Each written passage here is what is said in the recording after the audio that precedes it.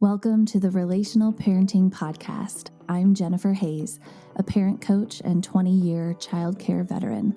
Each week, I sit down with my own father, Rick Hayes, and discuss the complicated issues that parents face today, as well as some of the oldest questions in the book. From the latest research and the framework of my relational parenting method, we offer thought-provoking solutions to your deepest parenting struggles.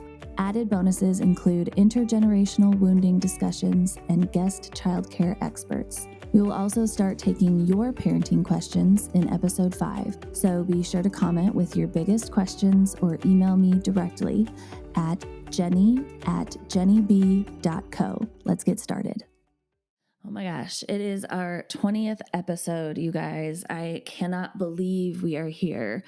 We have 20 episodes under our belts and 10 guests so far. Unbelievable. Thank you so much to anyone who listens every week and continues to tell us that we are bringing something valuable to the world. Like, seriously, it keeps us going.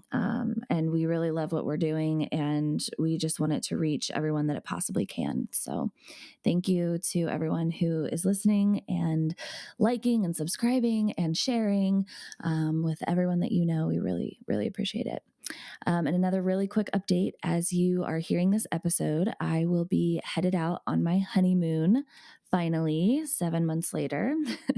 And we will not be recording episodes for 2 weeks. So here is your chance to catch up.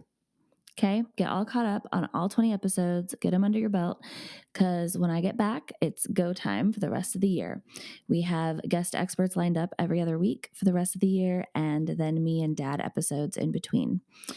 So without further ado, our guest today is Malia Phelps Waller, a true powerhouse in the field. As a homeschool mom of 2, a board-certified behavior analyst, and accomplished special education teacher, Malia brings a wealth of knowledge and expertise to our discussion. With a strong background in early childhood education, particularly in the preschool autism classroom, Malia's insights into creating effective and inclusive learning environments are unparalleled. Her passion for helping children learn through play and understanding their unique learning styles is truly inspiring. But it doesn't stop there. Malia's personal journey as a sibling to a brother with cerebral palsy has shaped her perspective and fueled her commitment to making a positive impact. She understands the importance of individualized education and is dedicated to empowering parents, teachers, and caregivers with practical strategies and innovative approaches. All of the things. And so, Malia,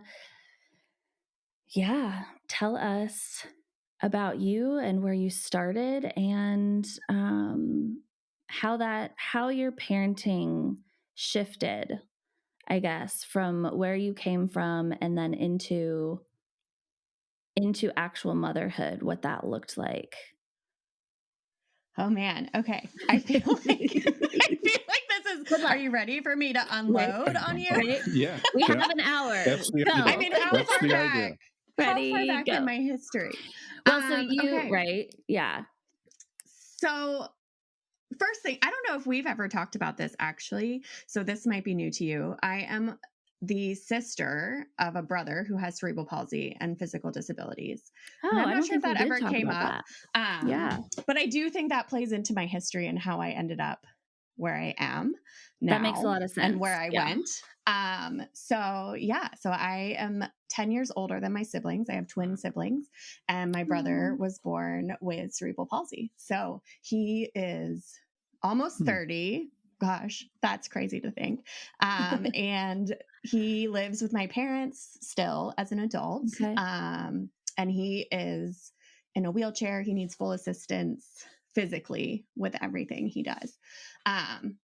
So I grew up with that around me, and living in that world of trying to make everything accessible, right? So that he could do everything that we were doing, because that was so important. I love the way that you said that. That is where I'm going to get emotional. Sorry, I wasn't prepared for that. I've cried on this thing like 3 times. Right? That's what led me on this journey through my degrees and teaching and homeschooling my own kids and where I'm at now. So I grew up with that, and made it my childhood mission, my sister and I both, to make sure that whatever we wanted to do, my brother could do too. So that was something that we're really passionate about. And my sister went into a similar field as well in supporting people with disabilities. And so, then I went off to college. I have a bachelor's degree in psychology. And then I did like the corporate thing for a while. Can't really do much in the DC area with just a bachelor's in psychology. So you can't do anything anywhere with a bachelor's in psychology. Right. So I worked in the government contracting world for a couple of years, and then I just really felt like I wasn't following my passions anymore. And so I went back to school again at George Mason University and got my special education master's degree. And that led me to our local public school system, where I was teaching in the preschool autism classroom, which was an applied behavior analysis based program. They call it the enhanced autism program locally where I am. So I taught in that classroom for 5 years. I didn't at that point have any official training in ABA therapy, applied behavior analysis therapy. But I loved the classroom. I loved supporting the kids. I loved seeing their language grow. And so then that led me down the path towards becoming a board certified behavior analyst. So I started that schooling while I was teaching and finished it just a few years into teaching. And then I got pregnant. So I put that certification on hold. Right. And I pivoted. So I left that preschool autism classroom and I pivoted to assistive technology support. So I was supporting multiple schools. Right? Oh, okay. So this is my whole journey. Multiple technical schools. Support. Interesting. Yeah. So preschool through 12th grade, supporting students, teachers, and parents with assistive technology. So that could be something as simple as using speech to text on a computer rather than handwriting, or it could have been something as complicated as using eye gaze technology to communicate.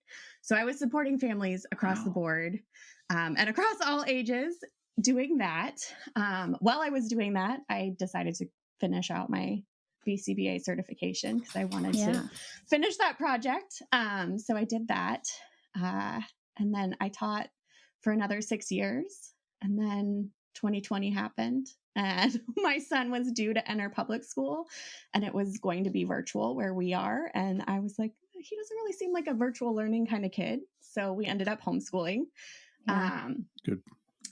And then from there, I've kind of just been amazed at how few resources there are to support families who have kids with specialized needs and who are uniquely wired in their adventures in homeschooling. There's so many resources in the school system that don't transition over to homeschool. And so I wanted to use my background to support homeschooling families and build community and connection. So that is my current mission.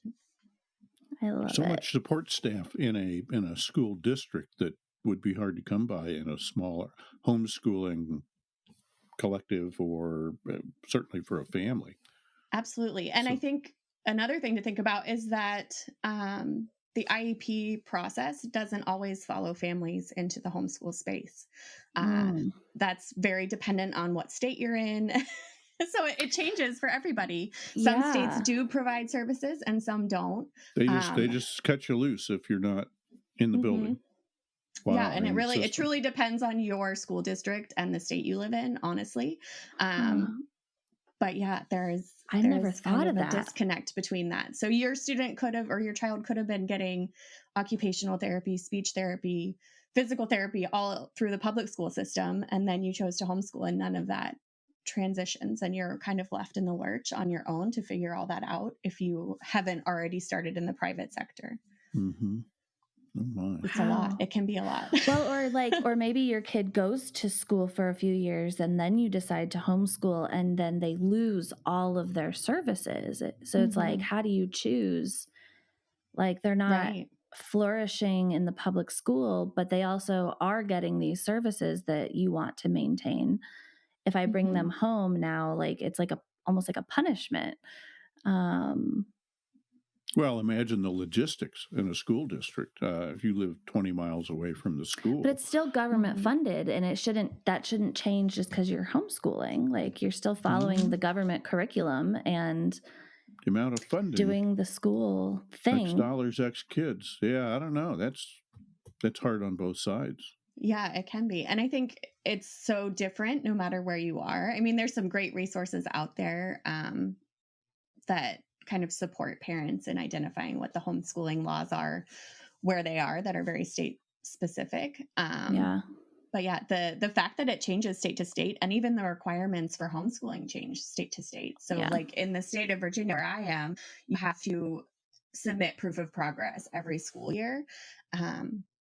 And that could be either as an evaluation from a licensed teacher or somebody holding a master's degree in an educational discipline, or you have to take a standardized test and submit those results at the end of the school year.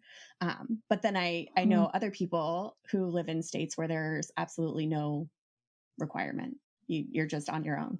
So it's kind of states' interesting. rights and everything is good, but in certain things, but it would be nice if you could move from state to state and have some things stay the same. Yeah, like I think education. For military families who are homeschool, I think that's like something that's really challenging for them, because they are bouncing constantly from state to state and having to relearn what the requirements are. Some states require record keeping, some don't. It's really interesting. And in the grand scheme of things, like Virginia doesn't have super rigid homeschooling rules. There are some requirements you have to meet, but there are states that are very heavily regulated in homeschooling as well. So it's really interesting. Is that a good thing or bad thing? Regulation of homeschooling. I think it depends on who you ask. Some people would rather it be totally separate, right? Exactly. And some people love having that support and that check-in. So I think it really is up to each individual family as well, and what they like and don't like. Yeah, there's some comfort in knowing you're following a program where you're at least in the ballpark on things, but it could be real restrictive if you think you've got your own way to go. So Malia, what prompted you, like obviously the pandemic, virtual learning, what prompted you and your husband to be like, nope, we're not putting him in school, we're gonna homeschool? Like, how did you make that decision? Yeah, I think, the pandemic obviously prompted us to get started when we did. And I think that was the right decision for our family. But I do think there are so many benefits in homeschooling that we've discovered along the way that are keeping us here. The time freedom for sure is one. The ability to lean into our kids' unique learning styles and not have to try to teach to the masses, but teach directly how they learn best. That has been such a blessing for our family. And to lean into things like new diagnoses. Yes, I have two. I have a 4-year-old and an 8-year-old. Okay. Yeah, so we've got preschool and second grade. Nice. happening here. And then you were going into diagnoses.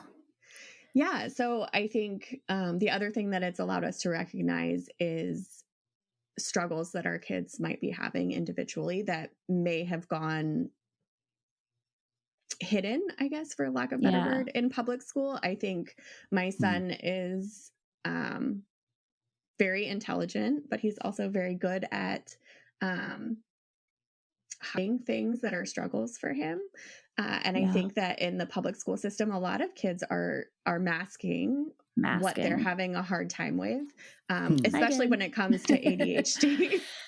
And girls symptoms are of ADHD. especially good at it. Yeah. Yes. And I'll be honest, I'm sure now the more that I've been in this ADHD research phase, the more I'm like, oh man, that was me too. And like That's I had, right. Like I came up with ways to cope and ways to mask. And I think that I wish that I didn't have to have gone through that, And I think a lot of people feel that way also. now looking back, as ADHD is becoming more recognized and neurodivergences are becoming more recognized and talked about. But homeschooling has allowed us the freedom to really dive into slowing down and pacing learning at a pace that is working best for our child and not have to be so hard pressed to catch up. And I think another really beautiful thing is that he's unaware that he's at a different level than his peers. And in public school, I think it becomes more and more obvious because you're being separated for certain subjects or receiving specialized assistance. And it's shown to everybody. Where at home, we have the ability to just teach the way we need to teach. And you also watch other kids be like rewarded for accelerated learning or someone, you sit in a classroom with 30 kids and you're, especially if you have a learning disability, can be hard to be like, oh, they're getting rewarded for this, or they're number one in the class in the classroom in this. And then it's like, I never win the awards. I never am the best at anything. And it's just like, it's the culture of comparison. And it's like, everyone's going to learn at a different level. And some subjects you're going to learn accelerated in, some subjects you're going to need to slow down in. And that's the thing of homeschool that I really love, is that if you are, you have someone in your family who's capable of staying home and doing that, then you can, you really can. It's very personalized schooling at your pace. And it teaches you as you grow up to live life at your own pace, not at the pace of society or capitalism or blah, blah, blah. You'll figure all that out, but really being in tune with yourself and your own needs before everybody else. Yeah. I think one thing that I've really seen happen for my kids is that self-advocacy. Because they can say, I'm feeling XYZ. I'm feeling overwhelmed with reading right now. Can we take a break? And we can. My God. We don't have to wait for everybody else, Very individualized. Yes. And because then they tune out. In school, they would just tune out and stare at the wall and they wouldn't learn anything anyway, instead of being like, I need a break right now. And then I'll come back and learn this. Yeah. And I'm not saying that's not happening in public schools, the ability to request a break, because I know that was something that we worked on and taught a lot of students, right, to self-advocate for themselves. But I think it's a lot harder when you have, like you were saying, 30 other kids in the classroom. And one person needs a break. It's harder to facilitate that. And especially more and more now, as we're seeing so many teachers leave the profession, there's just not enough staff in school buildings to support everybody's unique needs. And it's honestly kind of sad, in my opinion, as a teacher, that so many good teachers are feeling that so heavily and are leaving the profession. Yeah. Not a good sign. Not a good sign. And it can be so on the educational front, certainly, but then as your personality develops, one of Jenny's themes is early development and these early experiences in school where you're different and singled out and compared and competing.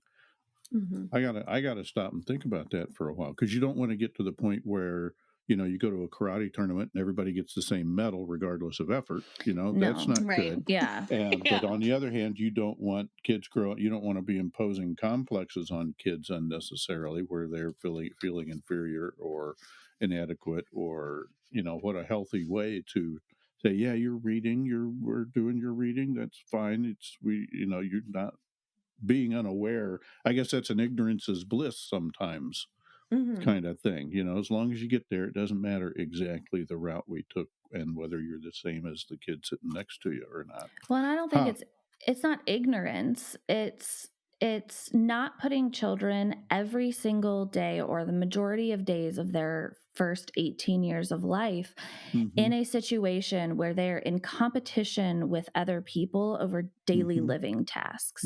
Life is not a competition.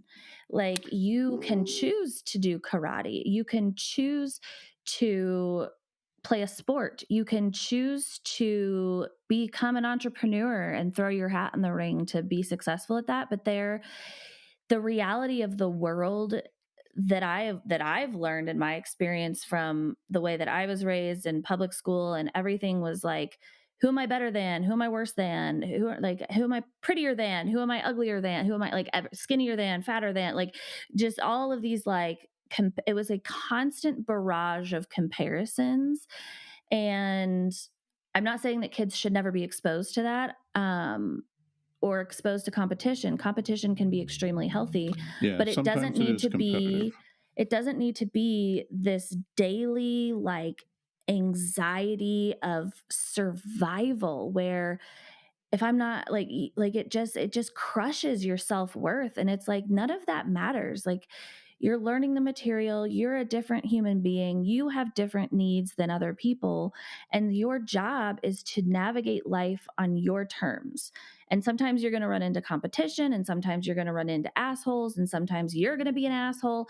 And like, you're going to learn all that through social interaction, but you don't need to be in this space where everything is comparison. A day in and day out, everything is comparison and everything is, and you can be the best teacher in the world and not make your classroom about that, but it's still going to be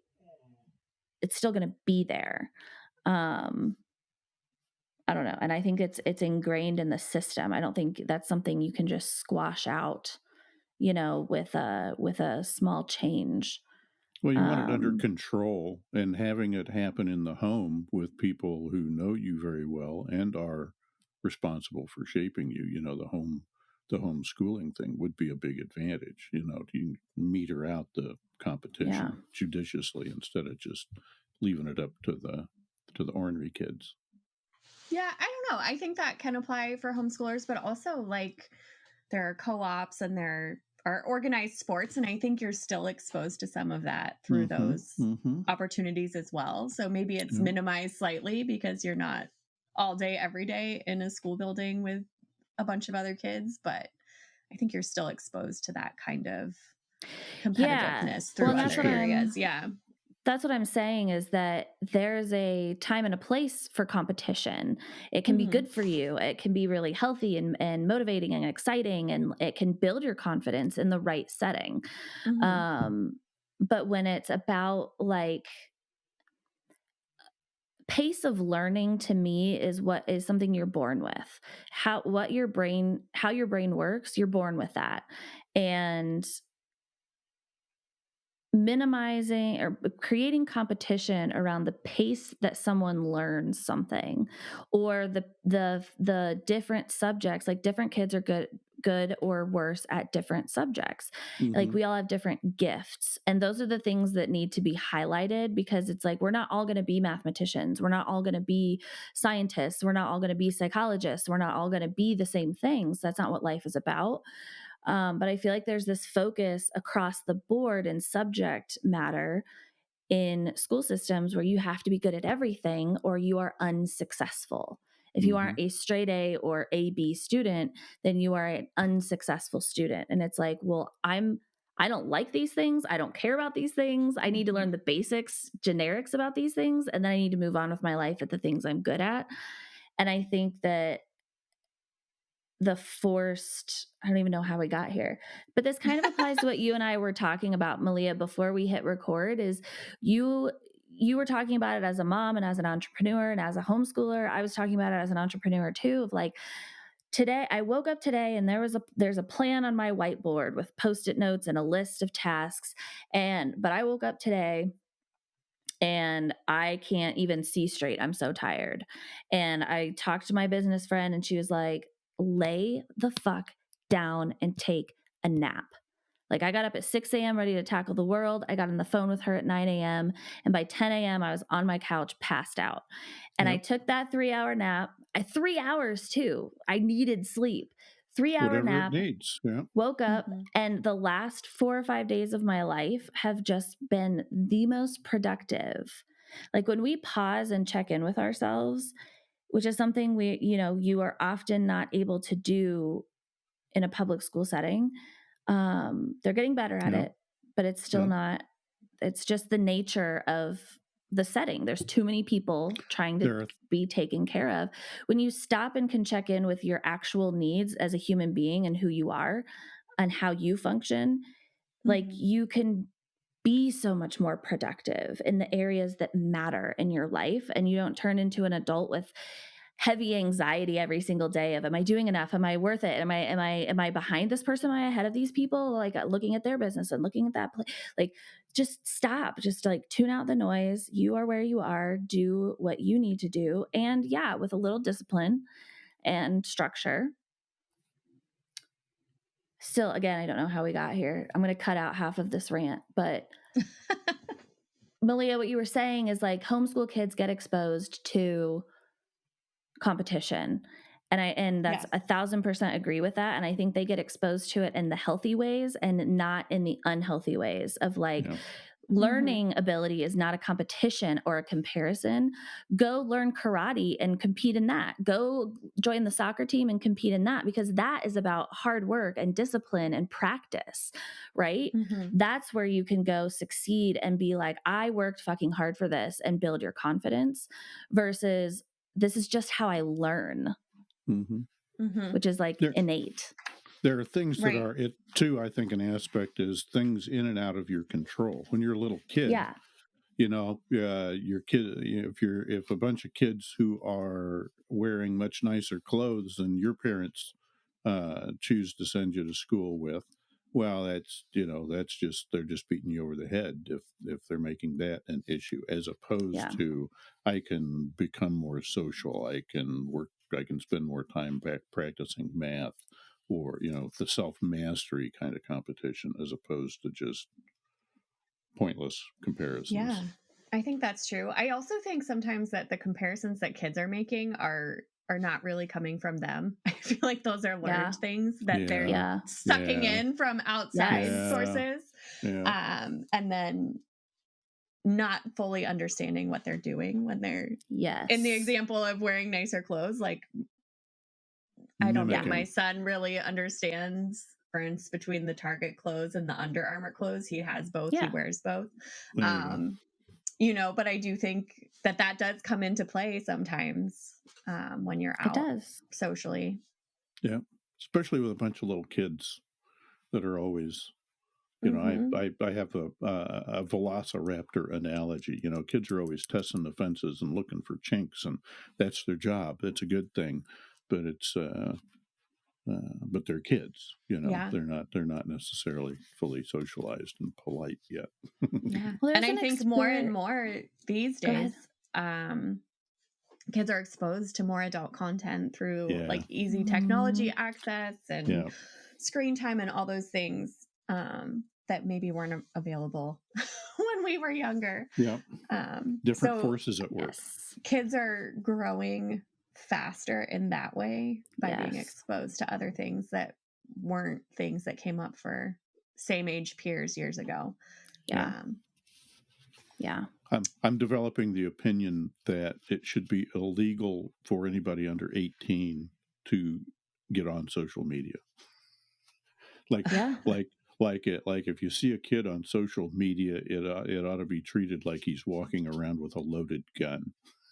There's a negligence there. It's like, get off of that thing. You don't need that. It's almost like a loaded gun pointed at themselves. Like it's just there's so many studies about how there's just so awful much it is for you. Yeah. I mean, there's some good stuff out there, but pre-16 or whatever. It's like all the studies are like, do not get on social media. But it is wild and a little sad. Yeah.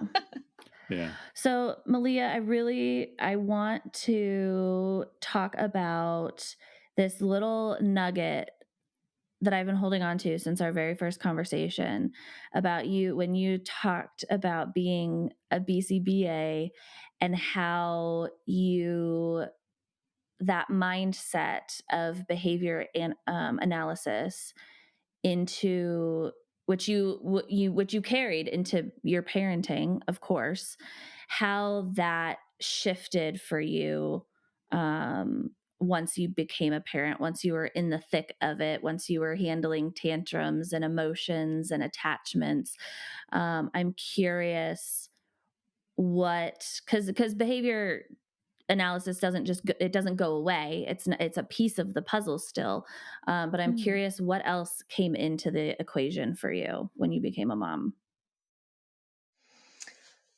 Oh, this is like such a big question to answer. I feel like first I have to say that like, I think that applied behavior analysis and BCBAs get a bad rep for being like super rigid and totally ignoring emotions. And that is not true, first of all. So I want to clear that air. Yeah. I mean, a huge part of behavioral therapy is creating a relationship with whomever you're working with to help shape their behaviors. So I know that like that's like a hot topic and heavy in the media right now, and has been for a while. So I want to clear that up. There's not emotionless behavioral therapy happening out there. And I think one of the things that I loved as a teacher was being able to build relationships with my students, and especially through playtime. I think a lot of our preschoolers with autism are often thought of as what's the word I'm looking for? Like not being able to play in a socially acceptable way. But I think that that's not true. And I think that leaning into the things that they love to do and building on those in those areas is a great way to build relationships and shape behavior. So anyway, that's my BCBA tangent. But as a parent, I do think initially, like if we're talking like infancy and like sleep training, at first I was like totally drawn to like programming the sleep training and having a rigid check-in schedule. And the more I did that, the more I was like, this does not feel good to me. Like there's a reason, right, that my baby wants me. And so leaning into that more and being available more in those ways, I think is something that has shifted for me. Just that mindset of it being like a behavioral program. And you're collecting all this data. Like that is an interesting shift from going from a classroom or a therapy session to parenting. So data's good, but it's not the whole story. Right. Exactly. Right. And sometimes the data is showing you that the programming needs to change. Right. And that's true in teaching as well. So I think in any program, I think they mesh well together, I guess I should say, parenting and having a background in that. Well, both sides, it's a practical experience, hands-on experience, or, if I've dealt with a different kind of kid than you and your data set, I say it, I'm not seeing what you're collecting over here. And, that's how you get better. That's how you get better data, is finding gaps in practical experience. Yeah. I think where it's been the most, I don't know if difficult is the right word, challenging, is having a background in psychology and behavioral therapy and my husband not having that background.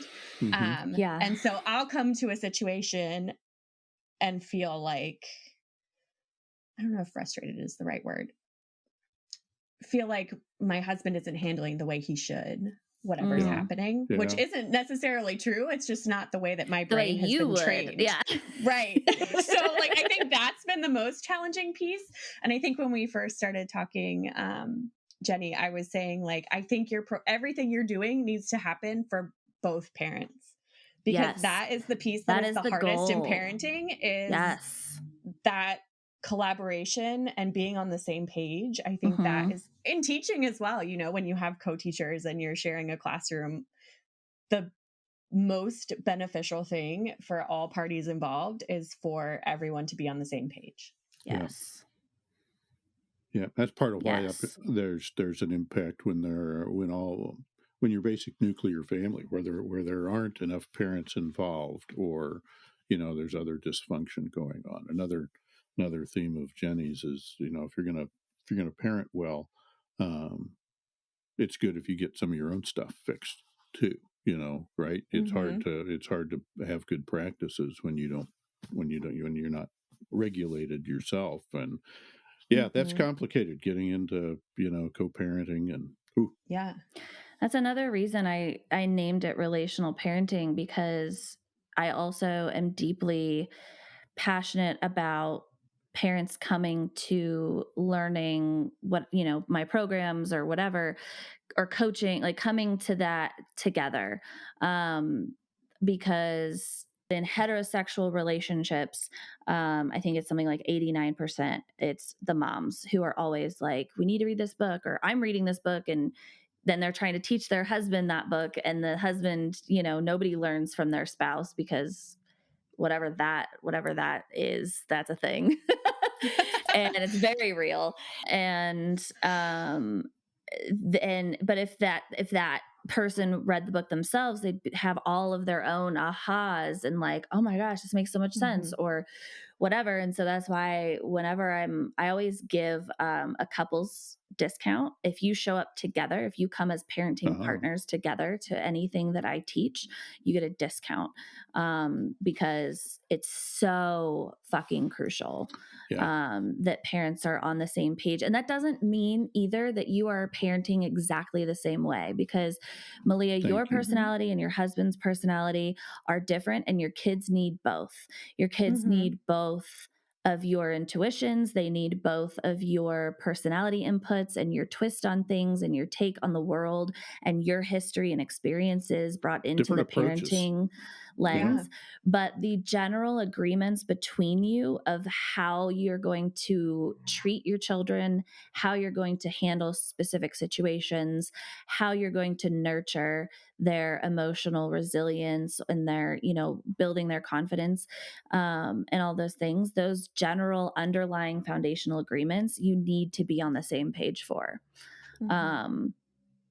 Because otherwise parenting can be the reason for divorce or really, unhappy marriages, because you're just constantly like disagreeing with each other about how to treat the kids. And one person gets defensive of the children, the other person gets defensive because they feel like the villain. And it's just, and it's hard. Even when you are on the same page, it's hard. Yeah. Yeah. I don't know how we got parenting here. are both hard. Yes. All the things. But yeah, I mean, to go back to what you just said about the mom being statistically the one doing all of that, I think it's even more so just like whoever that primary parent is, right? Whoever is the person spending the majority of the time in the home with the kids defaults to being the person managing all of that stuff, right? Yes. Yeah. And I'll be the first to admit, like, we have activities in our family that are more like dad and son activities, but I still have a hard time as the primary parent letting go of any kind of like understanding of the calendar of events and all of that stuff. Like, I feel like you still have to be, somebody has to be organizing all of those things, or, you're going to double book yourself, or I don't know, whatever. But it's a lot of extra to be doing that, especially if you're also a working parent. I feel like that adds an extra layer of difficulty. Push-pull in a relationship. Or if both parents are working, the kids are in school full time.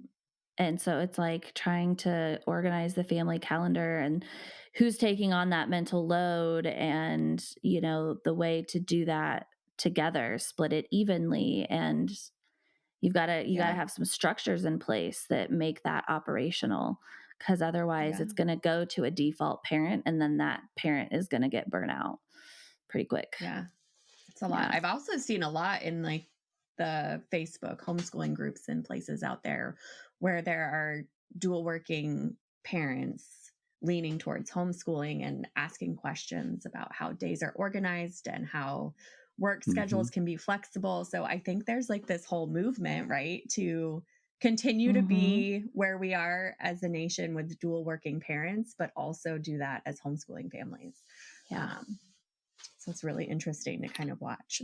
That would be cool in the next, 20, 30 years to find out, half the kids getting into Harvard and MIT were homeschooled, if it becomes a real major trend. I think there's to already go away.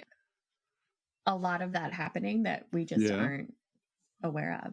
If you actually go to like Harvard's website, there are instructions on how to apply as a homeschooler. As a homeschooled kid, that was going on when I was applying to college. That was still a thing. They were they were giving equal opportunity to kids who had been homeschooled, regardless. Accrediting homeschoolers. Because honestly, I think Harvard and a lot of those schools recognized early on that when they got homeschoolers, those students knew exactly what they wanted to do.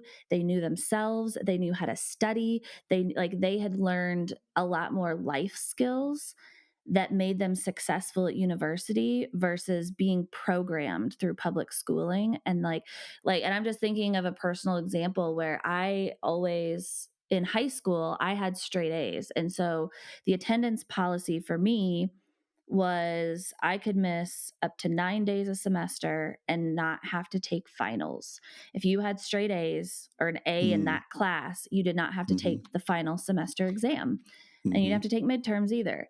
So I really never learned to study. I was going to say, there were parents that when I was on the board that did not like that policy for that reason. That was not a good college prep. And at the time, and you even said that to me. But I remember in high school, I was like, I don't, whatever. I'll learn to study when I'm in college. Like, what did I know?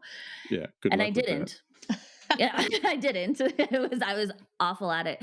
College was like some of the worst years of my life. There's some of the best years of my life, but also some of the very, very worst years of my life. Yeah. And not just for that reason, for many reasons, but I think that homeschoolers learn life skills that, because they aren't spending 8 hours a day in a classroom, they're spending a couple. Learning material and then moving on with life. They're learning how, we've talked about this, and you offer these things inside of your homeschool membership.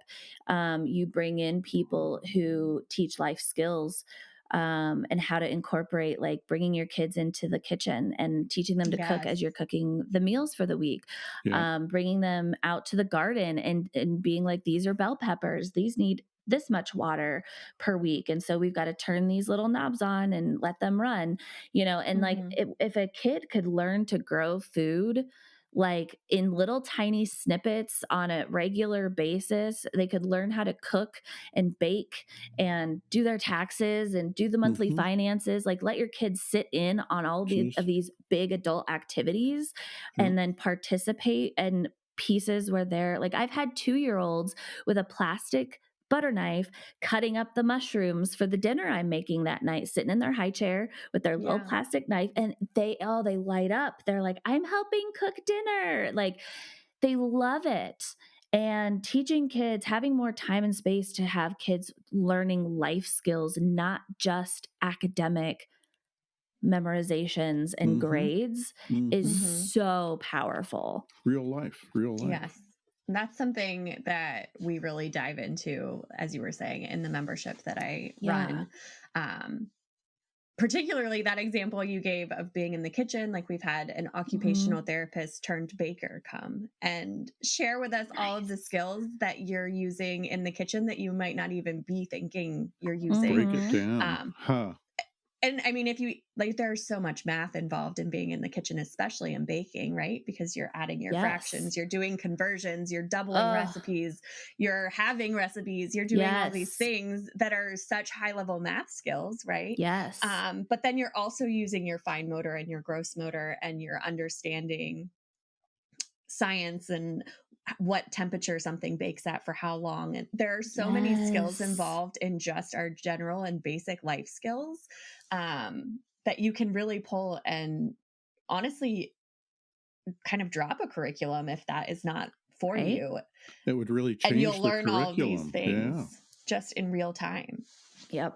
Cool. Yeah, baking. I never thought of baking, cooking, even running a house is kind of a story problem. Seems like story problems was a major thing in school for kids to grasp, to be good at. And so when everything becomes a story problem, that's got to help with that.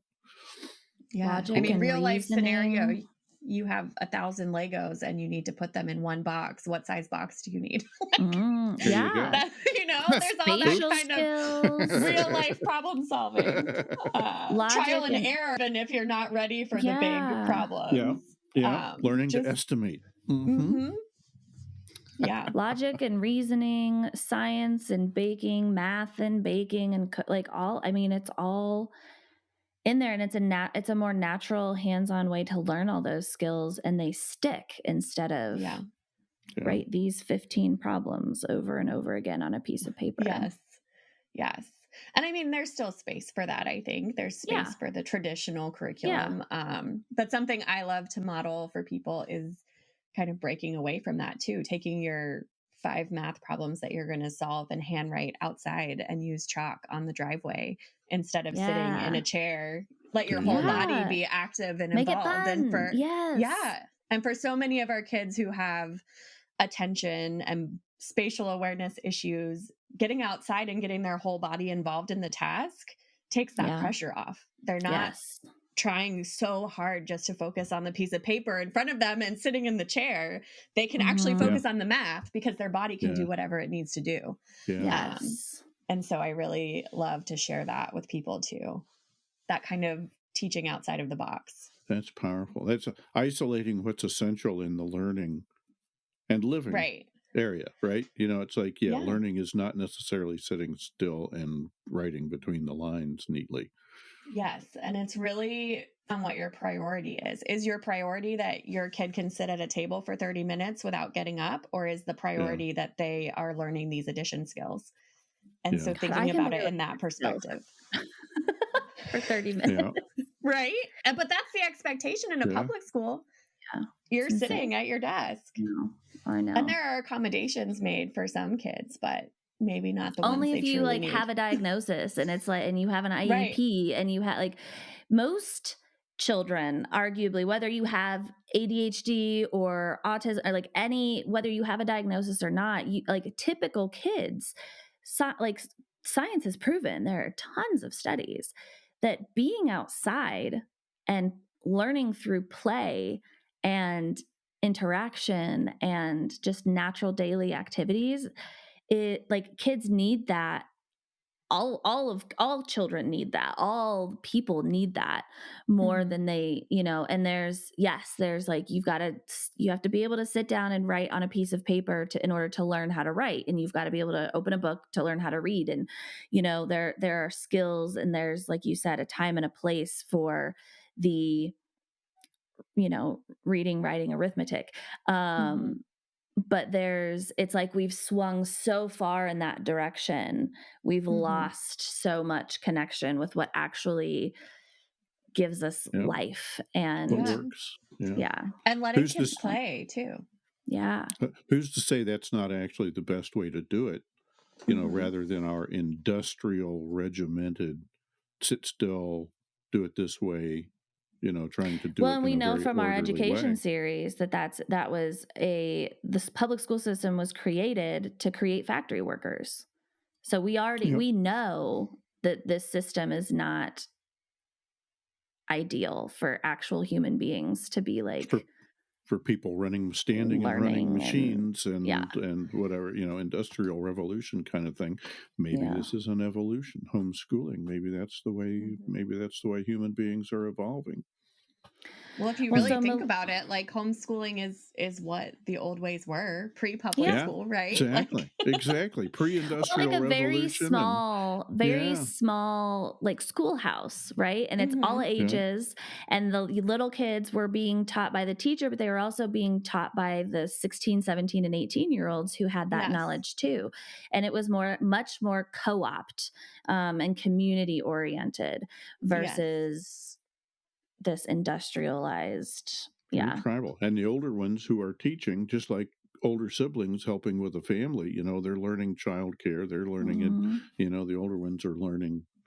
Mankind got along with that for thousands, millions of years before. Yeah. Depending on Yeah, I think there's some truth to that. What you were just saying about the olders teaching the youngers. I think as adults, we take for granted all of the things that we've learned just from living life and experiencing them. And so maybe our kids aren't getting those same experiences that they could be getting when they're in the brick and mortar schools. So Malia, what are some of your other, we've touched on a lot, but I want to highlight what you're doing as a homeschooler and as an entrepreneur who has started this membership for other homeschooling parents. And we'll link all of that in the show notes and whatnot, but so people can find you. But you have such a breadth of knowledge because of your behavioral background and because you're now homeschooling your own kids, one of whom has ADHD, right? Yeah. That's okay. I couldn't remember if we actually mentioned that specifically yet on the episode. But you have this like wealth of knowledge and like tips and tricks for also, if your ADHD isn't learning this way, here's 16 other ways to teach it. Like, right. Well, so I'm curious. Your older kids get vision problems, right? Too?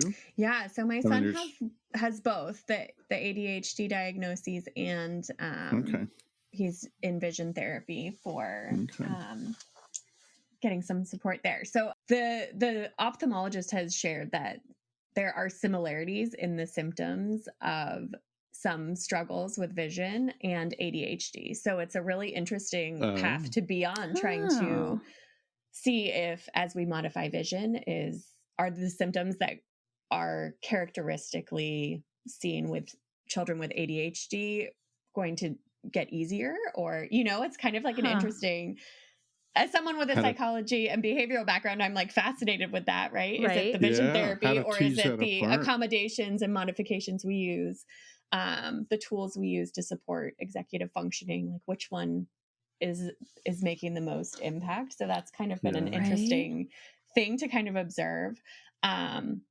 But I do think that there's truth to both. So I think that we've seen an increase in our desire and his desire to read independently, for example, the longer we've been on the vision therapy track. But I also see his interest, his desire to dive into learning also increase as we've kind of leaned more towards following his interests, getting his body moving the way he feels best in his body versus sitting down with a book at the table, and that more forced. And we do experience things where he is in a more school-like setting with a co-op.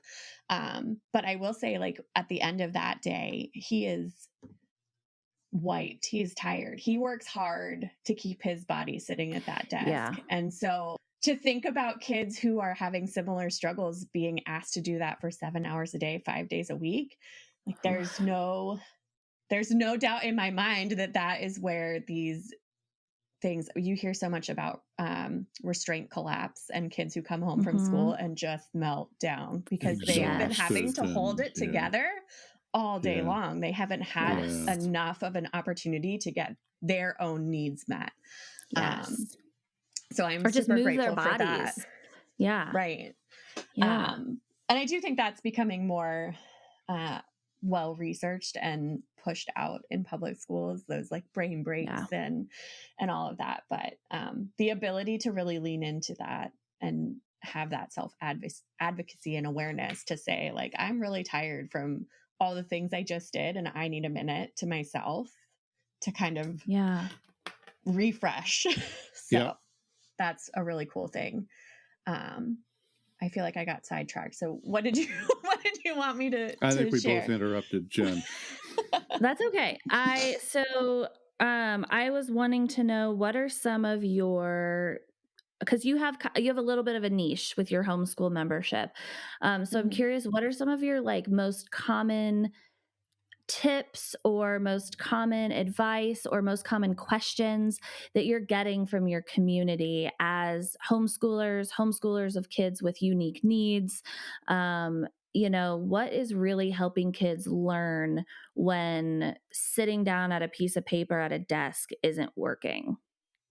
Yeah. So I have a lot of people who come to me and they just are tired of fighting with their kid to get them to do schoolwork, like that more traditional schoolwork. They're very resistant to it.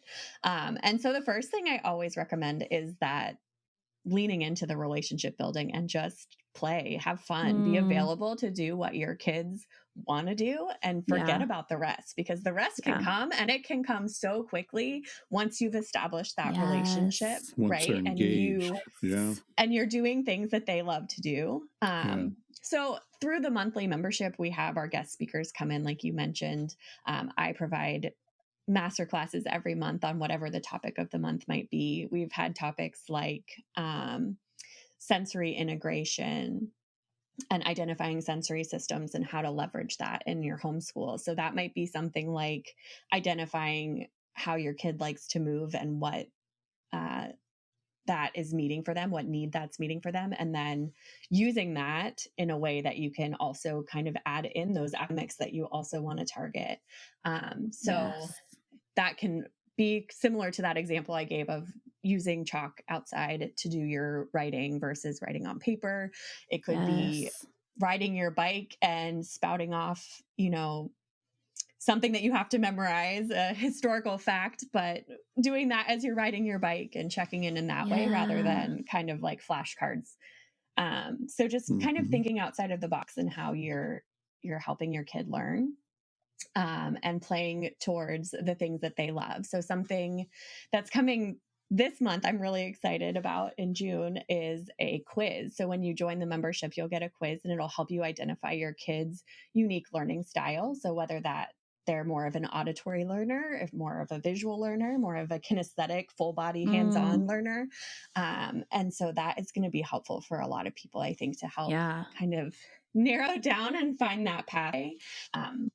And then I also provide every month a purposeful play pack on a curated theme. So this past month was all about gardening, and I have 5 activities that are playful, but also target other learning skills for each age level. So I break it down into toddler, preschool, I call it big kid, but 6 to 10-year-olds, and then teens and all the way up to, grandparents. And so there's 5 activities every month that they can do as a family or just with those individualized ages to make learning fun and kind of dive into skills on while doing regular things. So in the garden example, it could have been mapping out, I know this probably speaks to you right now, Jenny, mapping out your farmette and deciding what plants you're going to put in the garden, and then doing that research and learning about what can be planted next to each other for that perfect garden experience. So things like that are suggestions that I make that, are honestly things that we're probably all thinking about, but I think we forget to think of them as learning experiences. So I like to provide all of that. And then also a coffee chat, face-to-face Q&A every month where we can kind of collaborate, because I think something I realized was missing for me as a homeschool parent that I had as a teacher was that space to collaborate with others and really dive into, hey, I'm really struggling with this right now. Do you have any suggestions that have been working for you? And I think some people have that privilege of having and knowing other homeschoolers in their community, and some don't. And so I really wanted to provide that for people who are feeling alone in this and don't have that right now as part of their homeschool community, because I think that's so important.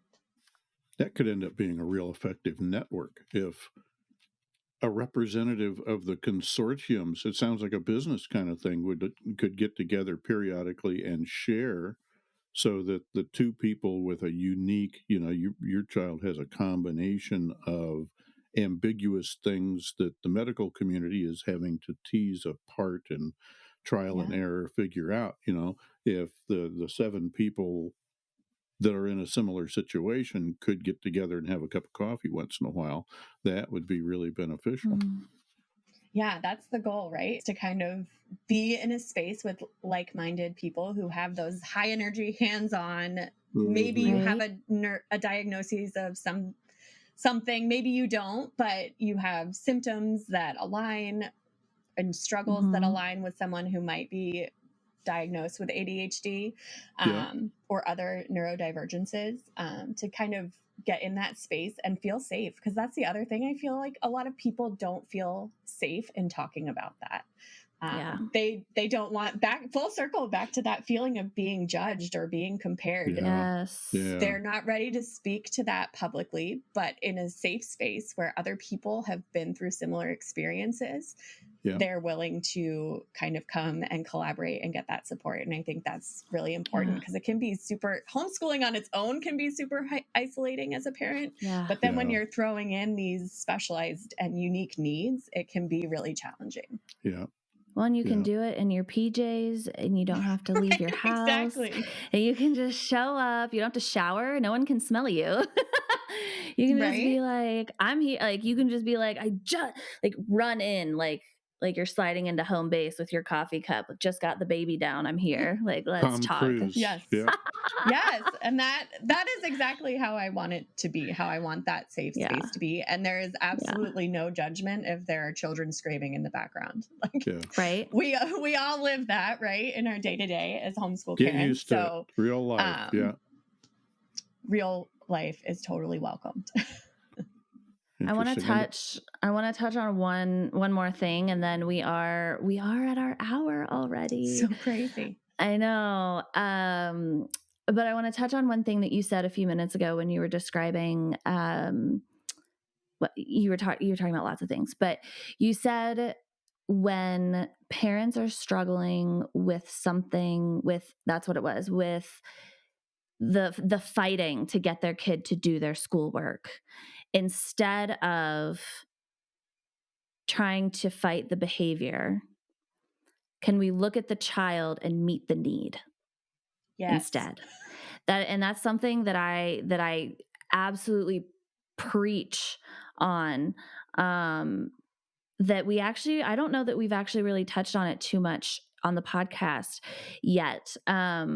But where I always say that behavior is communication. Behavior is a child's primary form of communication, even if they have a full spectrum of language, verbal language. Even as adults, we communicate through our behavior. And so if you can look at a 2-year-old, a 5-year-old, a 10-year-old, a 15-year-old's behavior, and instead of reacting to the behavior, pause and go, what need are they communicating with me? Okay, my child doesn't want to sit down and do their homework.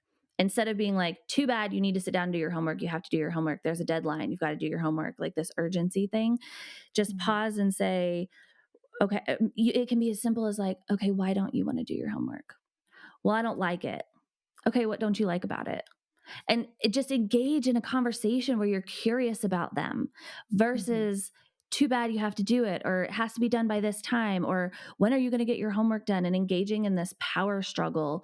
Like, just get curious and find what's behind that need, because either along the way in that conversation, or if you hit the need on the head and it's like, oh, you need a snack, or oh, you need a break, whether it's the solution or the journey to the solution, you are going to have such a powerful effect on your relationship and connection to your kiddo, that the next time it's time to do homework, each time after that it's time to do homework, it's going to get so much easier.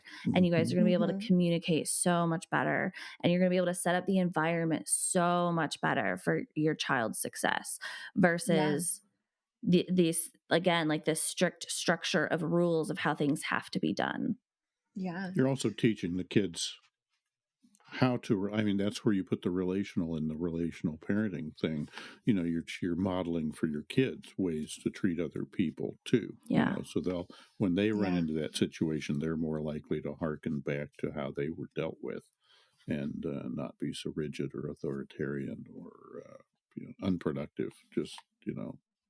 Yeah, and I think it's really important to check into all of your sensory systems as well. So like we're all trained that there's 5 sensory systems, but there's actually many more than that.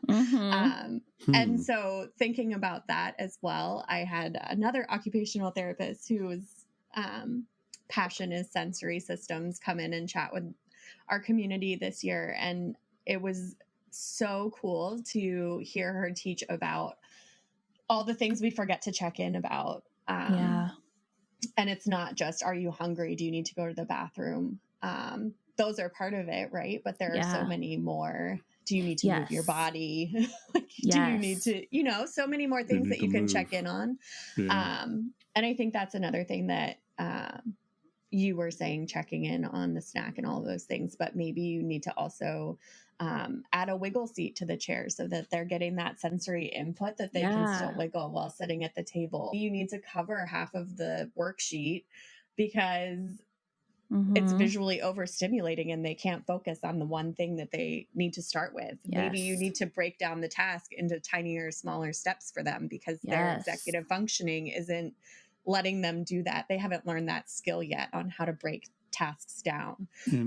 So really diving into all the different accommodations and modifications you can make to simplify the task and help them get started. And then build back up, right, to your full worksheet or whatever. But thinking about all the different ways. Those tools. And doing it alone, learning it all yourself for every situation just isn't possible. I keep coming back to the value of this collaboration thing, listening to different people, learning from other people who have got a little different experience than you do, Absolutely. And not just the quote unquote experts, the people with the degrees in fields, but the other people who are there in the thick of it with you. There's so much value on the life experiences of other families who are doing exactly what you're doing. And maybe they've been homeschooling 1 year longer and they've found this one trick that's really worked for them. It's both sides. It's the professionals and it's the people in the thick of it with you who can really add a lot of value. Yeah. Back to the data. The data's good, but it's no substitute for hands-on. And both are necessary. Very interesting. I got to learn more about the whole sensory thing. Yeah, it's super fascinating. I can send you some occupational therapists that I love. I would to appreciate kind of follow. that. Send me some authors or some stuff. We've got some of that in my family too. Yeah, I really admire that. That's a powerful story you started with having a sibling with CP and wow, that can be such a powerful motivator going forward in life. You've been there. Yeah, he's inspired a lot of good in the world. When you're out here changing it. You're out here helping other people serve their kids well. That's the goal. The ultimate goal, right, is to be that community and that collaborative support for people who don't feel like they have it. Is there anything that we haven't touched on, either about you or your community, or anything that you had hoped to talk about today that we haven't touched on? No, I don't think so. I don't know if you want to speak about like free resources that I offer or any of that, or just have it in the links. Whatever. Yeah, we'll have it in the links, but tell everybody what you got. Yeah. So I have put together what I'm calling the homeschool toolbox, and I have that linked in all my social media. But if you go to maliaphelpswaller.com/homeschool toolbox, you will find in there not only a checklist for you as you navigate starting homeschool, but also some purposeful play ebooks that I've put together, some ideas of ways to think outside the box, if you will, and start learning in hands-on ways through sensory play, through utilizing things like board games. So all of those resources are together in the homeschool toolbox. And excellent. I love to share that with people. That's amazing. I love it. I've told you a million times, but I want everybody else to know that I've said this. I will, once I have children and we're headed into the homeschooling hopefully that's the goal, is to be homeschoolers. I will be joining your community and using all of your resources. Awesome. Yeah. And we will link that in the show notes. And then you have a membership community as well, where you support homeschoolers in real time. You offer monthly classes and real live coffee chats where they can talk directly to you, ask you questions. Yeah. Yes. So, the purposeful play pack, all the ideas you could ever want to stay entertained. Yes. If you need that. And we have a lot of fun. How do you do that? Really like over community. Zoom? Do you have, you get a number of people and just all interact at the same time? So we have a private community. We meet through Kajabi communities. So there's a private app where you can access all of the materials. And I house all of the replays in a podcast format. So that's available as well if you can't make it to live, because I know parents are busy, especially parents of high energy learners. Exactly. It's hard to sit down and focus on improving. Yeah. So we have a private podcast feed to catch the replays, or if you're a video person, you can catch the video as well in our private app. And then we have challenges during the month to kind of check in with each other, and then a once a month live chat over Zoom that we kind of meet together and check in on what's going well and where we might need some extra support and do some kind of reflection and collaborating. So it's a really fun place to be. Cool. Awesome. Beautiful. Well, I love what you are doing in the world, and making the world a better place. I feel I'm like, I have so many more things to talk to you about. I know we need like a round 2 or, just a private chat. Yes. The return this was of so Malia. fun. Thank you so much for having me. Good. I really enjoyed it. Nerves be gone. It was a casual chat with you two, and it was so great. And I love your dynamic as well as I listen to the podcast. It's just so fun to have this perspective. I think I told you that when we first chatted, Jenny, that I think it's such a cool idea to have the different parenting perspectives, different generations, the generational differences. It's really cool. Well, Malia, great to meet you. Thank you for all this information and any resources you've got. This is tremendous. I appreciate it. Yeah. I'll put together some things that I've loved. Share them with you. Cool. And I love to follow along and see what you guys are putting out too. It's so interesting. Thank you. We appreciate it. Yeah. We appreciate the support. That's the idea. We share stuff and make the world a better place. Yeah. Help that lifelong learner approach to life. Yes. All right. Thank you, everybody, if you're still here. Thank you, Malia. Yes, thank you. Yeah. All right. We'll see Enjoy you guys your later. vacation. Thank you. Bye. Well, did you learn anything new? Or have you heard all of this before? Do you agree with us? Disagree with us? Have a question? We want to see you in our inbox or via the Patreon page in the show notes. Tap on either link to send us your feedback, share your own parenting story, or support our mission of providing a connected community for all parents. And don't forget to hit subscribe so you never miss an episode. If you loved this episode, click on that little star and give us 5 of them so we can get visible to other parents who are looking for us. This is your weekly reminder. Parents, you already have everything you need inside of you. You are a strong, loving, capable parent. And here, you are never alone. I'll see you next week.